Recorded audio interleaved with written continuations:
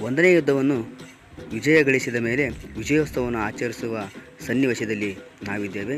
ಈ ಸನ್ನಿವೇಶದಲ್ಲಿ ರಾಣಿ ಚೆನ್ನಮ್ಮ ಸಂಗೊಳ್ಳಿಯ ರಾಯಣ್ಣ ಅವರ ಸಂಗಡಿಗರೊಂದಿಗೆ ವಾದ್ಯಗಾರರನ್ನು ಕರೆದುಕೊಂಡು ಬ್ರಿಟಿಷರನ್ನು ಸೆರೆ ಹಿಡಿದುಕೊಂಡು ಬರುವ ಸನ್ನಿವೇಶವನ್ನು ಈಗ ನಾವು ನೋಡ್ತಾ ಇದ್ದೇವೆ.